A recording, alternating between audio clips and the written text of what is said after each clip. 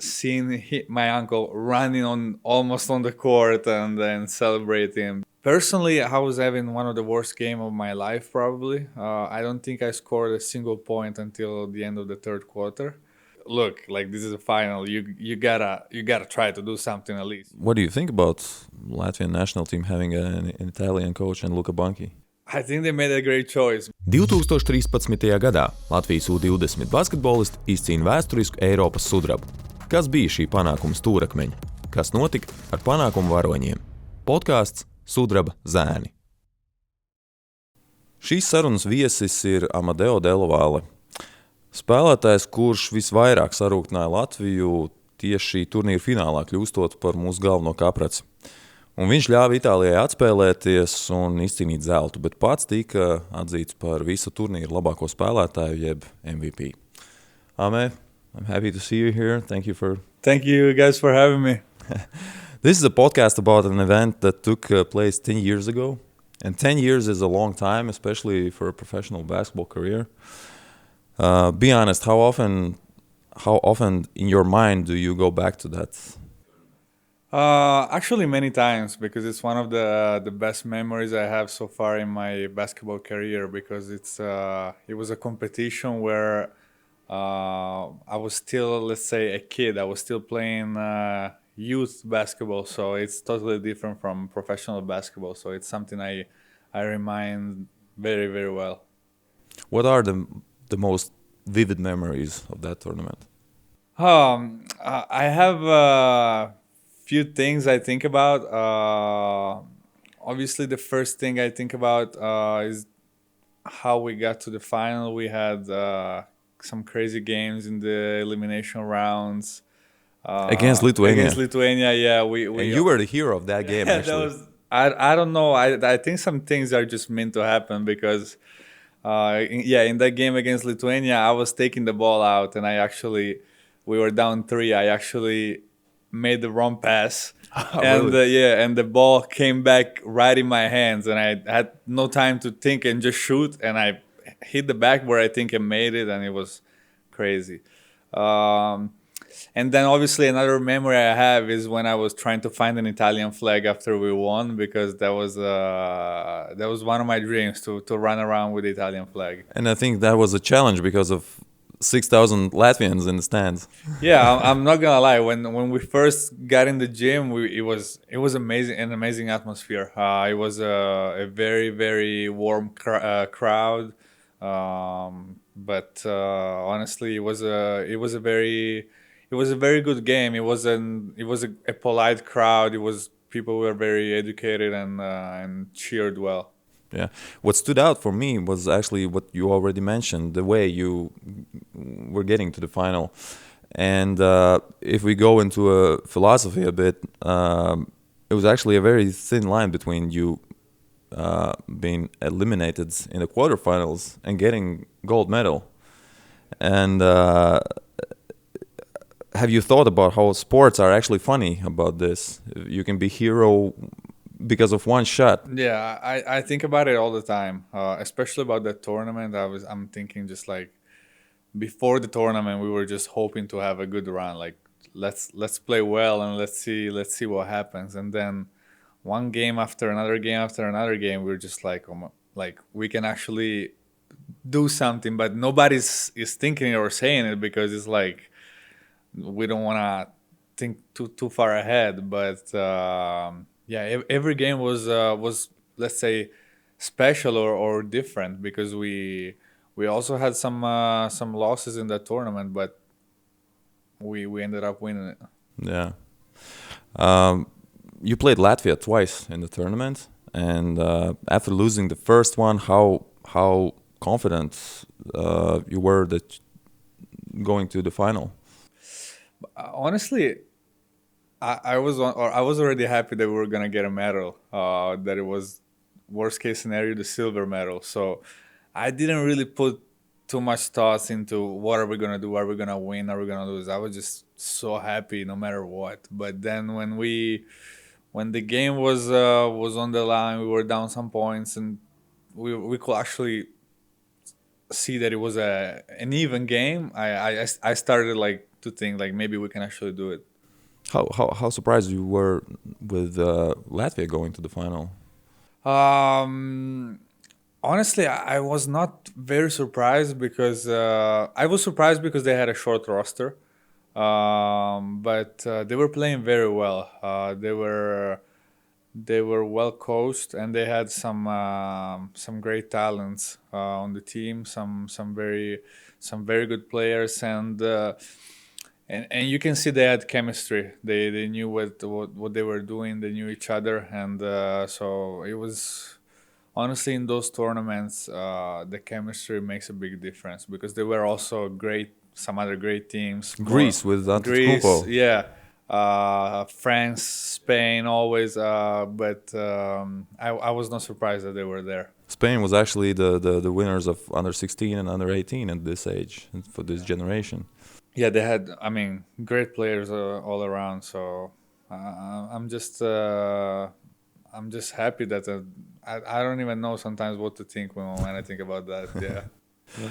Yeah, this happened 10 years ago, and basketball has changed during these 10 years. But I think, do you agree with me that this final and the matchup between these two teams were actually kind of the symbolic start of the basketball that we play now, with let's say. Rosters without dominant big guys, and more 3-point oriented basketball. For sure, we both had teams that were undersized, and we were both really good at running the court.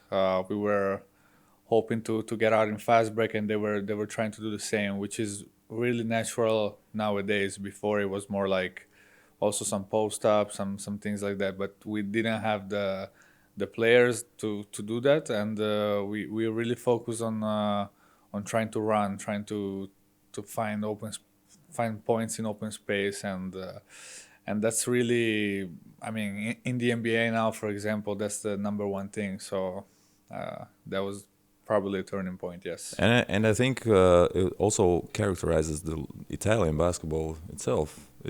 It is like that these days, also for Italian national team. Yeah, for sure.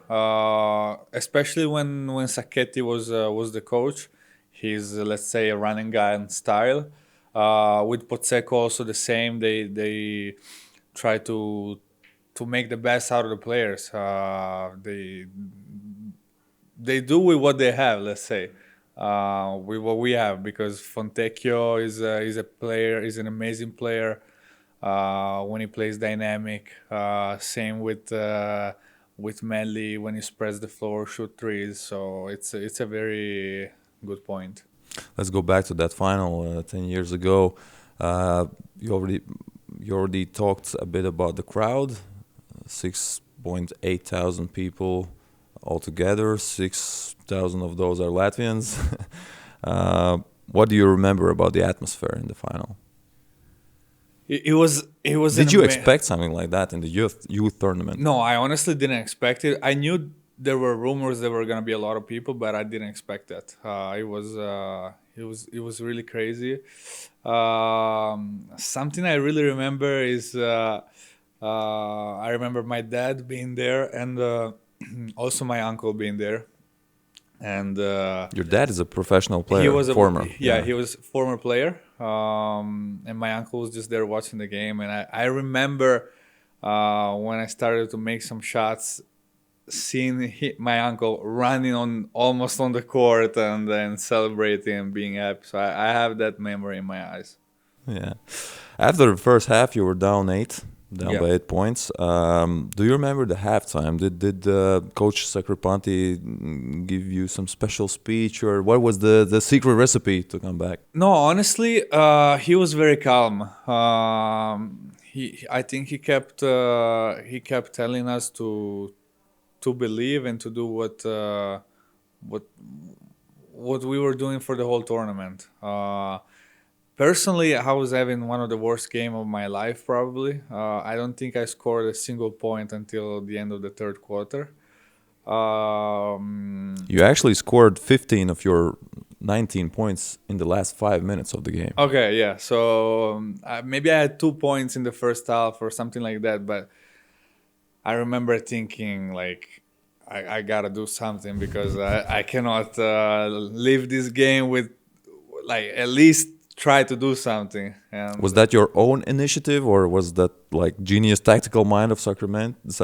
no, I just said to myself, like, look, like, this is a final. You gotta try to do something at least. You can miss shots, but you gotta at least, like, you're there to take responsibilities. You gotta take your responsibilities. Yeah. This pod series is about historical Latvian basketball achievement. How big of an achievement it was for Italian basketball? Was there a big celebration? Yeah, it was huge, honestly, because I don't know when the last time that we ever won a gold medal in youth was. I think that summer that Sacripanti did a great job because he picked the players that they were good to stay together. They had chemistry that they were, let's say, friends with each other. Instead of probably making some decision more based on his basketball. And he stuck with that. He stuck with those principles, and he made it very clear what the roles were on the team. And from the first to the 12th guy, everyone was happy about that role. And you were named the tournament MVP. How big of an impact did it give to your career, if any? Honestly, it did, because I remember this thing kind of put me on the map. Like, before that, I was always a talented, skinny guy that can shoot. But after that, I was proving that I could do that at a high level, like at the highest level.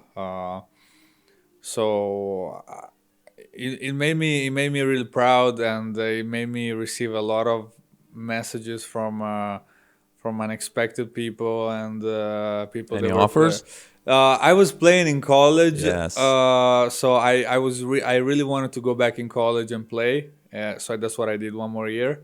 But that's when it started to grow interest around me from some teams, from some agents, from things like that. Yeah, you already told me, talked about the college. You went back to Ohio State and played one more year there. What was the reasoning behind skipping the last 2 years of college and coming back to Europe? Honestly, after the European Championship, I was hoping in my second year to play and have a bigger impact on the team, which I did only in part, only in some games. And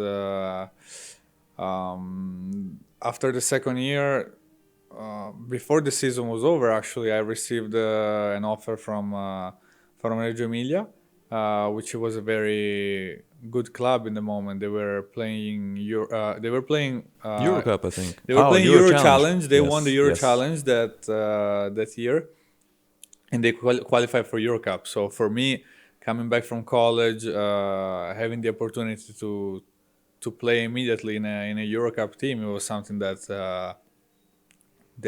really helped me. After the final, I saw a video where Coach Sacripanti told you guys in the locker room that now you are all professional. Now your professional career starts. For you, it means playing professionally in Italy, in Spain, in Montenegro. And you're a champion. You're a multi-time cup winner. Been named Series Serie A MVP of the season. And the Eurocup first team. Are you satisfied with the way your career has turned out in these 10 years? I'm satisfied for sure. I've been lucky enough to share the court with some amazing players, to know some great cultures around the world, to play in the most beautiful arenas of all Europe. But I think that what makes the difference from this compared to the under 20 European Championship is that there is no money involved in that. So it's just like pure joy. Pure joy. It's just pure basketball. There is no money, no contracts. You cannot pick this or that. You just have the players that you have, and that's it. As for national team, you've been a member of senior national team on more than 70 occasions. For us Latvians playing in a national team is a very big thing. What does that mean to you to play for your senior national team? First of all, it's always been an honor, like a dream to play. When I saw that I could actually maybe reach it, my second goal was to play more games than my dad in the national team. How many did he play? He played 29, if I'm not so wrong, or 27. Yeah, so I beat him, and that's something I hope. You're joking with him about yeah, I tell him sometimes, so we make fun about that. But I mean, representing your country is huge. Obviously, basketball in Italy is not the number one sport, but I can only imagine here in Latvia, because I follow, because there is an Italian coach and all. But I see how the fans, how the crowd is involved, how it is, especially here. What do you think about Latvian national team having an Italian coach and Luka Banki? I think they made a great choice, because now we can all say that. Yeah, now it's easy to say now after what he's turning out to be, but he's actually coach of the year in Latvian sports officially. Okay, great. Just named. I think he's a great mind. He knows basketball. He saw a lot of situations, especially also out of his comfort zone. He went to America as well. I think Latvia is a very dangerous team. I think that it was bad that they weren't in the European Championship, because they can be really good. They have talent, they have size, they have athleticism. They are very fun to watch. Yeah, the good thing is that we are in the World Cup this year. For sure. Italy is also in the World Cup. You already played in the World Cup in 2019. How was that experience?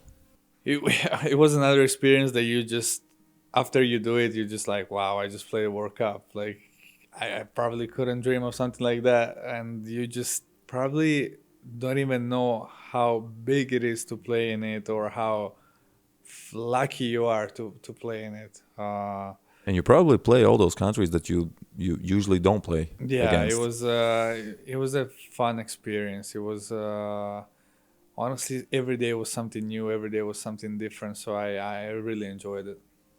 Have you been to China before? That was the first time I've been to China. How was that? It was a bit crazy. It was a bit different. We had some difficulties with the food, because it's totally different. Obviously, every culture is different, so I'm glad I was able to experience also their culture, to see how a bit of their life, let's say, and yeah. Do you see yourself playing professionally in China? I do not. Honestly, no. I think I'm... You're not too big of a dunker. No, I'm enjoying myself in Europe. I think I'm in a good position. I'm also in a good club now. I don't know what will happen in the future, but Italy is a country that I love. I love playing Spain and Montenegro, but Europe is where I enjoy it. Mm-hmm. Are your highest professional goals connected to your professional club career or national team? This is a good question. I believe they must be separate, because also the medal with the young team, I try to separate it and to look at something totally different from the professional sport.